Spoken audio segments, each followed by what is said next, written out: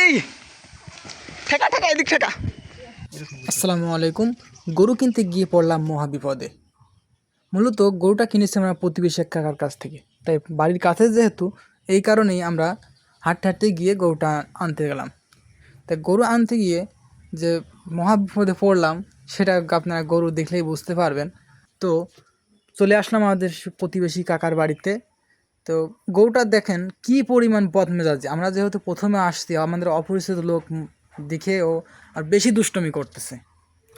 গরুটা এত বদমেজাজি এবং এত দুষ্টু যে কী করে যে আমরা গরুটা বাড়িতে নেব সেটাই বুঝতে পারতেছি না। যেহেতু আমরা নতুন খামারি, গরুর কীভাবে বাড়িতে নেব সেটা অতটা আমাদের ধারণা নাই।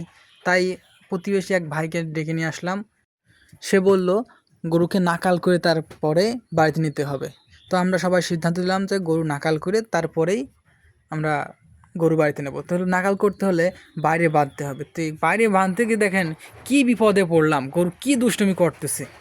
যেহেতু গরু ঘর থেকে প্রথমবার বের হলো, এই জন্য আরও বেশি করে দুষ্টুমি করতেছে। যেহেতু নাকাল করতে হবে এই কারণে গরুটা ভালোভাবে বাঁধতে হবে। বাঁধার আগে গরু কী রকম দুষ্টুমি করতেছে দেখেন। নাকাল করার জন্য গরু বাঁধা হয়ে গেছে। এখন গরুটা নাকাল হচ্ছে, দেখতে পাচ্ছেন।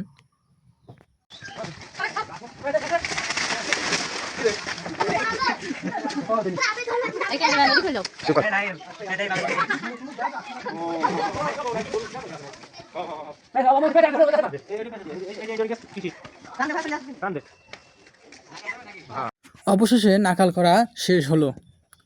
এবার বাড়ি যাওয়ার পালা। যদিও নাকাল করা শেষ হয়েছে, তবুও গরুকে কন্ট্রোল করা খুবই কষ্টকর। এত দুষ্টু গরু। গরুকে বাড়ি নিতে আমরা দিশেহারা, এদিকে কুকুর এসে আমাদের মাঝে শয়তানি করতেছে। গরু দেখে আমি যা বুঝলাম, হ্যাঁ, গরু যে কত শয়তানি করতে পারে।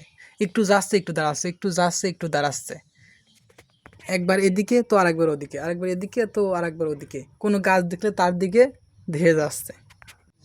এই ধর ধর, ভালকে ধর, ভালকে ধর, ধরেছি তো। একেতে গরুটা দুষ্টুমি করতেছে, এদিকে আবার আরেকজন ঘাসের বোঝা নিয়ে আসতেছে। আমি লাঠিটা এদিক ঘুরে নে। এই ঠেকা ঠেকা এদিক ঠেকা। দেখতে পাচ্ছেন ভিউয়ার্স, এটা আশা করিনি, তারপরেও ঘটে গেছে। যদিও বিষয়টা দুঃখজনক, তবুও মুখে একটু হাসির ছায়া এসেছিল। তো ভিউয়ার্স, আমার এই নতুন চ্যানেলে প্রতিনিয়তই আপনারা খামার বিষয়ক ভিডিও পাবেন। এই চ্যানেলটির নতুন নতুন ভিডিও সবার আগে দেখার জন্য সাবস্ক্রাইব